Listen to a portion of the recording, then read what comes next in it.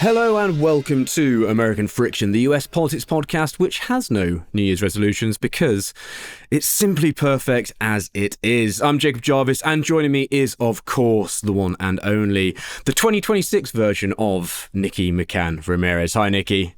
Hello, Happy New Year, Jarv. Happy New Year, Happy New Year. I think we're just in the realm where we're allowed to keep saying that sort of thing. I think from Monday, it might be out. So maybe by the time you get like a week and a half. You think a week and a half? Yeah. Oh gosh. Yeah. Sorry, I just said half so weirdly there because you said it in the American way, and I was like half.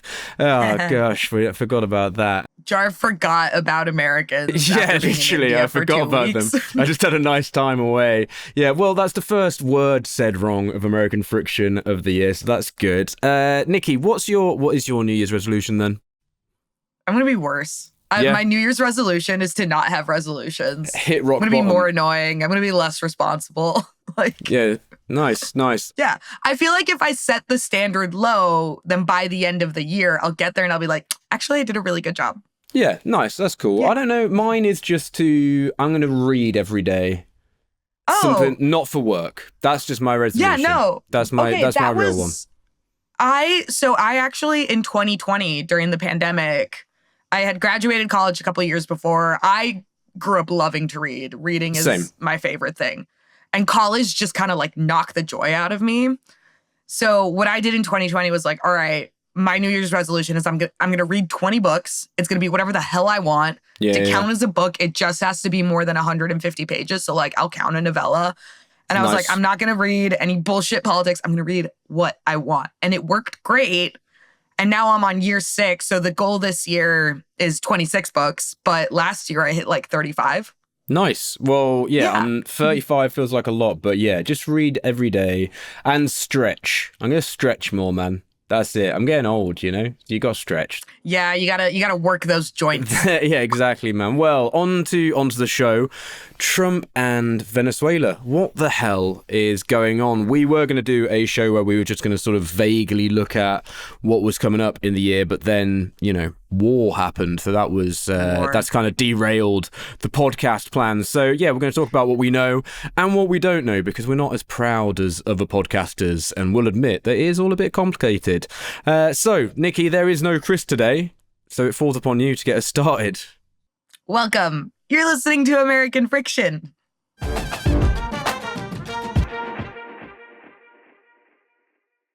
Nikki, as I mentioned then, obviously the big thing is this war with Venezuela, or I don't know what you describe the situation we're quite in at the moment. What is the mood like in the United States about this situation, though? That it was not very FIFA Peace Prize of us. No, it's made a mockery of that award. It really has. Rescind the prize. No, it's quite serious. No, I'm being silly, and I probably shouldn't be, but it's quite serious. I think, as with most things in this great nation of ours, it's a bit of a mixed bag. I think the general consensus is that Nicolás Maduro was a bad dude who's done awful things to the Venezuelan people, and in the long run, I don't think anyone's really mourning his removal from power. I think Venezuelans in the American diaspora are thrilled. There were celebrations in Miami where a lot of Venezuelans live in New York. There were also protests because I think for a lot of people who've been watching what's going on with the Trump administration over the last year, this is a bit of a harbinger of a revival of U.S. interventionism in Latin America that the administration has stated pretty explicitly it wants to take on its face.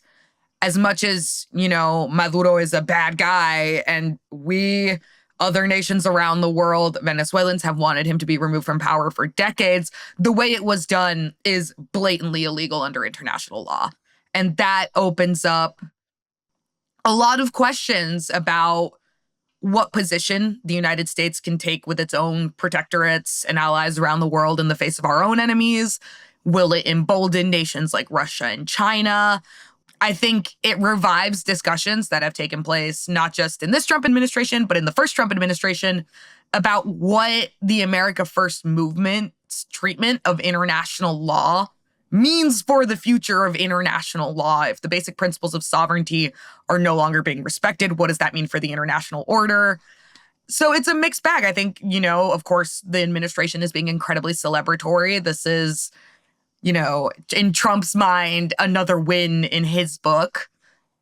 But there are also questions about, can you legally kidnap a theoretical head of state and put them on trial in the United States, especially when our own Supreme Court has decided that our head of state is immune from prosecution for any acts committed while they were in office. It's a huge quagmire. But I think at the end of the day, Venezuelans themselves are pretty happy about this. Obviously, to see this news, it was shocking. And I remember just seeing there was the strikes on Caracas, and I was like, okay, this feels pretty crazy. And then next thing I know, it's like they've taken Maduro. It was just really, really felt like a strange moment to being. But was this actually surprising? I mean, it's easy to look back and, hindsight's 2020 and whatever else. But does this feel like it was kind of the only natural conclusion of Trump's approach towards Venezuela? I'm not surprised that Maduro's out of power. I think it was going to happen in one way or another. I think the manner it was done and the lack of preparation for the aftermath, the administration, when asked what comes next, seems incredibly flat-footed. They took Maduro, they took his wife, but it seems like the majority of Maduro's inner circle, the heads of the agencies, the heads of the military, the Secretary of State, all that, they remain in power. They continue to have control over the majority of Venezuela's institutions, Supreme Court, all these things. And I think the big question for me, and one of the reasons that people continue to be anxious outside of, the sheer question of legality of how this was done, is because, Venezuelans for years have said that they have a right to democracy. They have a right to leadership who respects the will of the people, that Maduro's an authoritarian, a dictator who had killed thousands of people, was starving the country, destroyed its economy.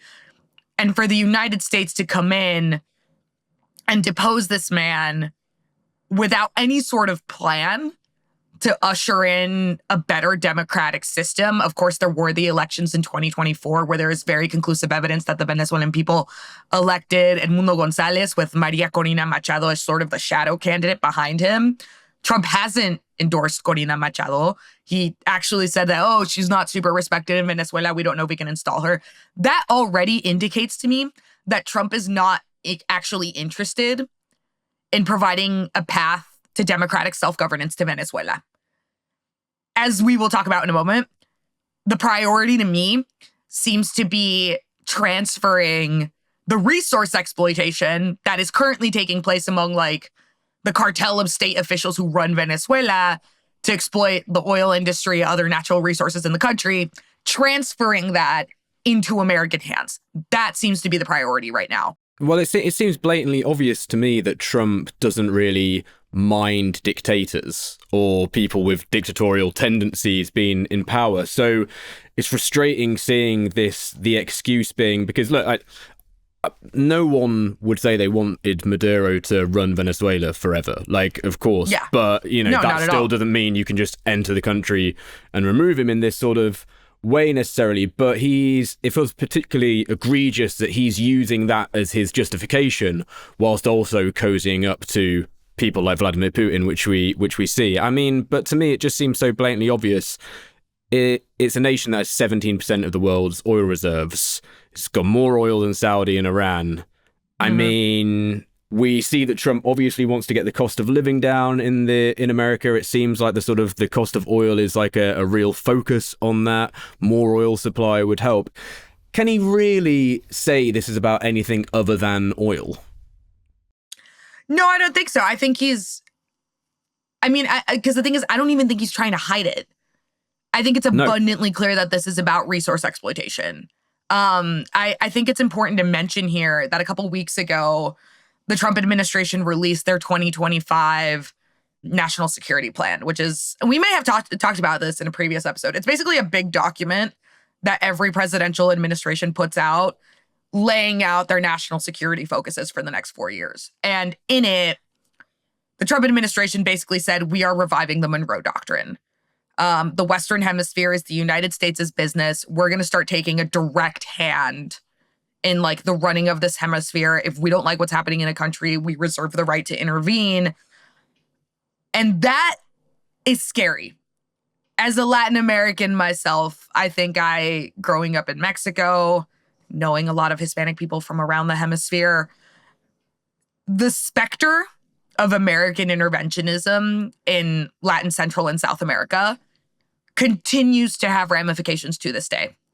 There are countries that never fully economically recovered from essentially being resource blood bags for the United States. There are countries where the dirty wars and the US-backed military groups and the civil wars that the CIA was sort of like needling around in continue to have impacts on the politics and just like the traumatic experience of a nation.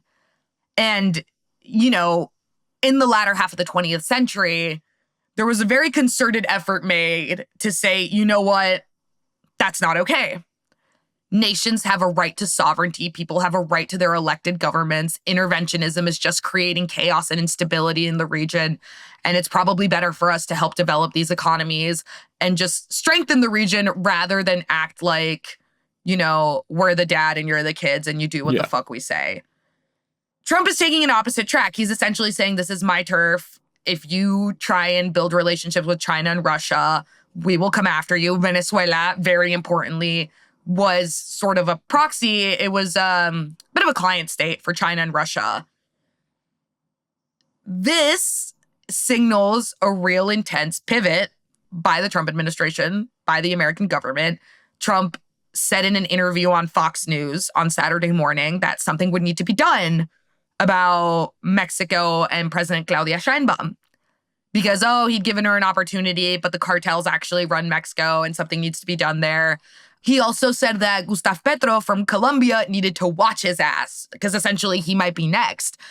And so, yeah, I think a lot of Latin American governments are looking around right now being like, okay, good, Maduro's gone, but do you think you can do that to me? Do you think that that's one of the reasons why Trump has done it in this kind of horrifying seeming way, where it has to be done in almost a knee-jerk way with no plan after it? Because clearly, it does seem to me there is the wider aim, that the wider aim is to instill fear in any country which might see itself as able to rival or push back against the United States in any way, shape, or form. Like, it looks to me like the chaos he's creating, the instability is a bit of the point, because if he'd done it in a way that was maybe a little bit more democratic and normal and reasonable looking, it wouldn't actually meet his goals of, you know, I think he wants to scare the shit out of Latin America, right? Like, that's something he wants to do. I think partially. I think it's good to kind of look back to the tack that previous administrations had taken toward Venezuela and Maduro's regime. Mm-hmm. Many American presidents have wanted Maduro gone. This isn't new. But the sort of tact was, it looks really bad when the United States walks into a country and deposes their leader, however illegitimate that leader may be. Again, we just talked about the history of American interventionism in Latin America. I will do my best to try and find y'all an expert that we can do an interview show with. So the sort of consensus, and this was probably like the Biden administration really went this angle, was like, okay, if forces within Venezuela and within Latin America want to put together a coalition to kind of pressure and oust Maduro, you have the permission and backing of the United States. We will be there ready for assistance, aid, transition resources, whatever you need to make that happen. We just can't do it directly. I think what you're saying is partially correct. I think maybe like 20 to 30% of the motivation behind this and the fallout and the way it's been discussed by Trump and the administration is sort of intimidation tactics within Latin America. I also think the bigger thing here, and the reason they're not immediately backing Corina Machado, didn't come into this with seemingly a plan to actually facilitate a transition of power and are just saying that like Marco Rubio and Pete Hegseth are going to run the country. Like, Marco Rubio is currently Secretary of State, National Security Advisor, Chief Archivist, and apparently now Viceroy of Venezuela. Yeah, like, how many more jobs can these fucking people have? It's crazy. Yeah, but also Pete Hegseth is barely qualified to run the military. You're going to give him control of a country? It's going to end in a fucking military junta. Like, what? But I think the bigger thing is if what they're going for here is control of Venezuela's natural resources, the oil, if they want to like give themselves a time period to have the oil companies, like, again, this is not me speculating. Trump said this at his press conference on Saturday. He was like, we are having American oil companies come in. The skinny of it is that when Venezuela nationalized its like oil industry, it basically seized a bunch of American oil rigs, and Trump is basically treating that as Venezuela stealing our oil, as if ownership of the oil rigs and like extraction infrastructure equates to ownership of the like actual resource itself. Yeah. The legality, I'm not entirely sure about. I don't know what the legal landscape is of oil ownership, but that's sort of the justification he's giving, that like this oil was stolen from us. They are trying to build a time period where they can come in and establish a foothold in that industry without a new Venezuelan leader of state, head of state, who is saying, actually, these resources belong to the Venezuelan people, that these resources should be extracted with the intention of helping our economy, not of making us, again, an energy blood bank for the United States.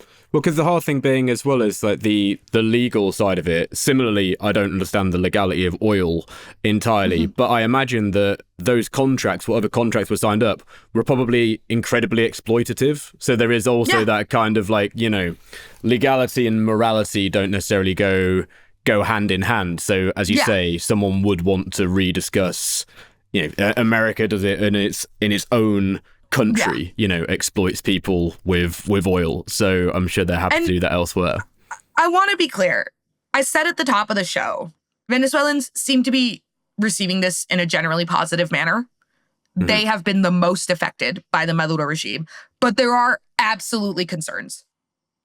More instability in the country, the idea that this ends up in just like another military dictatorship or another member of Maduro's inner circle who is operating under a threat from the Trump administration that actually, if you don't cooperate with us, we can also arrest you and have you tried in New York, in a way that they'll just kind of like give the Trump administration whatever they want, that someone like that takes over the country, that this leads to like actual conflict, either a civil war or more interventionism from the United States, boots on the ground intervention.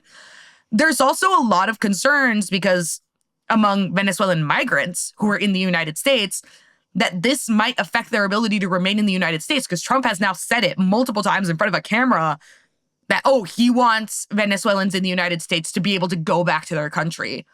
And a lot, like I think several million Venezuelans in the United States are on temporary protected status visas, TPS visas, which the Trump administration has tried to revoke for other countries this year. And many of them have lived here for a while now. And the concern is kind of, okay, if the Trump administration says, we liberated your country, you don't have to be here anymore, does that mean millions of people in the diaspora are then going to sort of get forcibly evicted to a very unstable country that they fled from? So there are obviously concerns for the Venezuelan people here. However happy they are that Maduro is out of power, that this might be a new chapter for the country, there are very serious questions about the stability of Venezuela and then by extension, the region.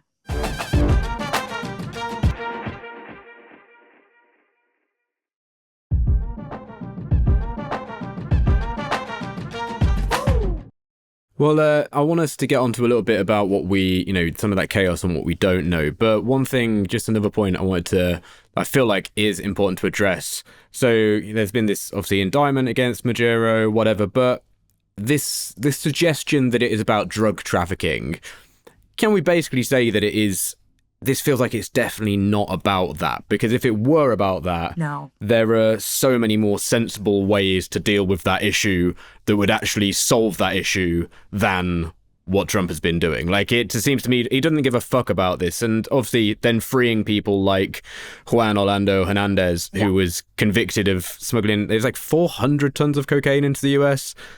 Former president of Honduras. Yeah, that guy, he's cool. It just seems, it's bullshit. This is about drugs, isn't it? Look, it's not about the drugs. It's about oil. And I also need to point out here that, like, Maduro is like a criminal president. He is running a criminal cartel.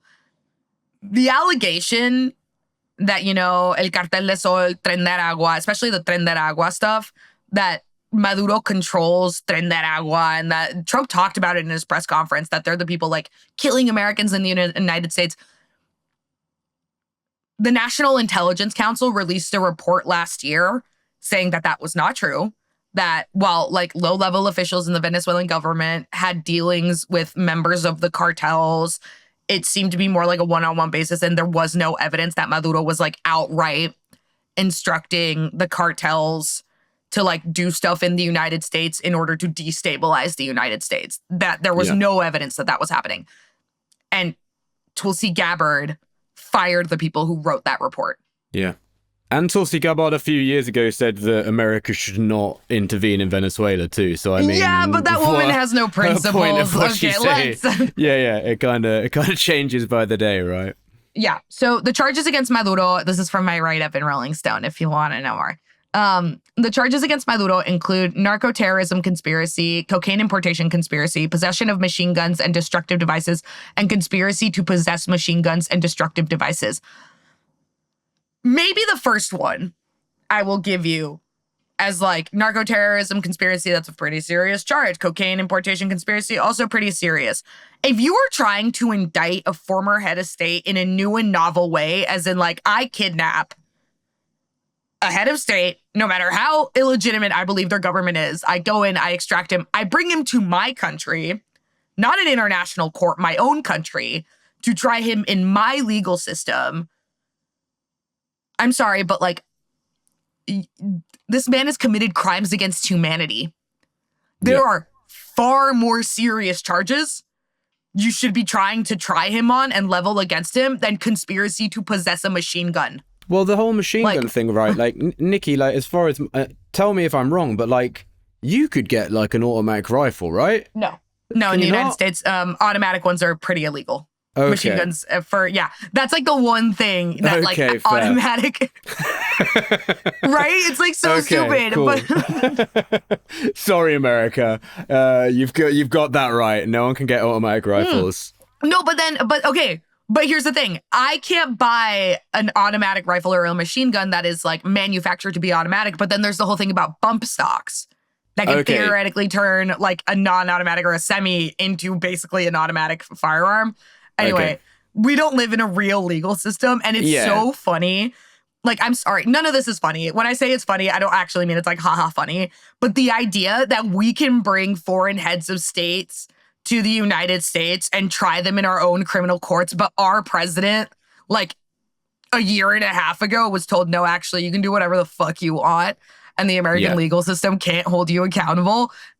Psychotic to me. Psychotic. I mean, like I say, sorry, America. Like, you know, I know you're not allowed automatic rifles, but the gun control is apparently one of the issues here.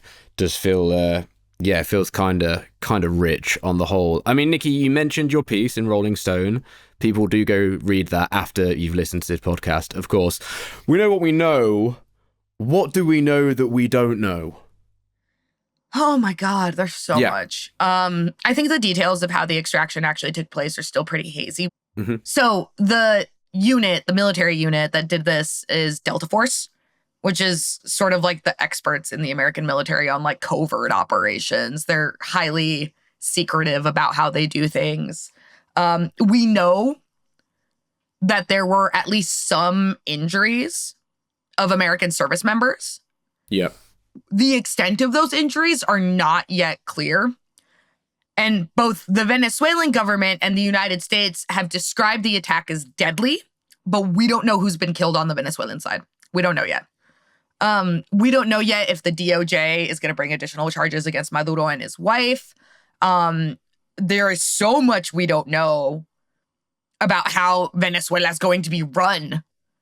When are we going to have elections? Who's going to take over? I am also maybe like 40% sure that the reason Trump isn't endorsing Maria Corina Machado is because she got the Nobel Peace Prize over him. I mean, on the timing issue as well, it's sort of, so I guess if we look at something comparable to this, and that's Panama and what happened with Noriega. Oh my God. There were troops on the ground for 10 years after that. Yeah, the United States was already occupying Panama when they deposed Noriega. Yeah. But it was like 10 more years of troops having to be there. You look at Iraq, the situation there, decade of military presence. Then you look at Libya. There wasn't a military presence there, but then that left a horrible power vacuum. So it's just Afghanistan.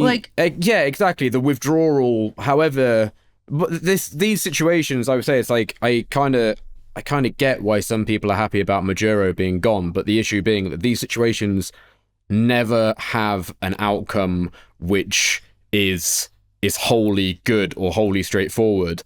Even when it's maybe with presidents who I think I would maybe give some more benefit of the doubt that they were hoping to plan for it to be like that. So with Trump, I mean, like, we could be just staring down like a decades-long issue here, right? Like this will be a problem for Venezuela. Trump will die, and this will still be a problem for Venezuela. Yeah, absolutely. There is no plan here. They're going to put Stephen Miller, Pete Hegseth, Marco Rubio, members of the U.S. military, and like a couple other fucking consultants, I guess, in charge of Venezuela. Their priority, at least according to the president, doesn't seem to be facilitating any sort of like democratic process, reconciliation process to figure out, all right, who else in the government needs to like face justice, who needs to be removed, how do we conduct an election, do we honor the results of the 2024 election, do we hold a new one, how do we deal with the colectivos, these sort of like civilian law enforcement groups that act as Maduro's enforcers throughout the country, who are basically like a law enforcement agency that is prepared to go to bat for a lot of the people in Maduro's inner circle and could create a lot of violence and devastation within the country if not placed under control. The implications of this could, as you said, result in a decades-long instability and potentially worsening of the situation for Venezuela, because it doesn't seem like I watched the press conferences, I watched Trump's interview on Fox News. There has not been a single mention about, getting food aid into the country, getting financial aid and like housing aid to people who need it, to like Venezuelans who are starving, who don't have electricity, about sending NGOs, other agencies in to like start helping rebuild the power grid and ensuring that like water resources, check and like making sure that the people in Venezuela who still live there, who have been suffering in conditions that deprive them of basic material conditions, start seeing the potential for relief. There's been no discussion of that. It's been, how do we get our oil and our little fake junta who's going to run the country? It's absurdist. This is what we know, though, about Trump's understanding of economics, is that his idea about an economy being successful only is an economy which facilitates people in the upper echelons of it earning more money. Because we see this when he speaks about the situation in Ukraine, for example, a country which he's completely leveraged his influence there for resources. Yeah. And he talks to them about, hey, well, there's a load of money to be made if you start dealing with Russia again. And we see he's basically saying that for Venezuela, and his idea seems to be this trickle down economics bullshit, which that's a whole other podcast. But it's like just starting to make a lot of money in a country through oil may sound like that will be beneficial for the country because it will get more money. But if you don't actually, as you say, then have the facilities for any of that money to be repositioned into infrastructure, healthcare, very basic needs for people, then who fucking cares? It's just, all it's going to mean is that he will find some cronies in Venezuela who will make a shitload of money, and his friends in America will make a shitload of money. But the actual people of Venezuela, if you're not building anything to help them, there's no route for that money to reach them. So it just doesn't make any sense. Yeah, and I don't think the United States is going to be giving like very favorable rates on their oil purchases if they even decide to purchase them to Venezuela. No. Yeah, exactly. And also with, we're seeing this excess of oil production we're having made. I mean, it's also, they're going to be pulling out all of this oil, pushing down the cost of oil. So therefore using that as a way to actually say to Venezuela, well, we're going to extract your resources at a like a bargain basement price, because we're going to choose the time that we get to do that. You have no autonomy over when you choose to store that or when you choose to sell it, which is just yet again more sort of ownership and sovereignty taken away from them. Yeah, and it goes to sort of the attitude that like Trump has toward this hemisphere, that the Western hemisphere exists to facilitate American resource extraction, that like these countries owe Trump the riches of their lands. I think also, and we haven't even touched on this because there's so much, it's like, will you be doing this? We talked about like Mexico and Colombia, but like Greenland. Yeah. If I'm the prime minister of Denmark, I'm like, oh, holy shit. Because I don't know. I think they could probably take Greenland in half the time it took them to take Venezuela if they really wanted to. It has like... Yeah, the question here totally is, you know, where could Trump decide to do this next? And it's that kind of idea that it's, you know, if we don't stand up for the safety of other nations, then we can't expect any other nation to be safe. This feels like it makes every country in the world less safe if he's allowed to just behave in this way. Oh, yeah. What do we say when China's like, all right, Taiwan is mine? That is an illegal, that is an illegal administration. It has no authority. They say, all right, we're going in, we're taking the president. This is ours now. Like, is it war with the United States? Is it, all right, we set this president? I mean, this is all theoretical, but that's the reason you have international law. That is why there's the expectation that as much as someone may be bad and evil, you have to respect the principles of sovereignty. And to violate the principles of sovereignty is an act of war.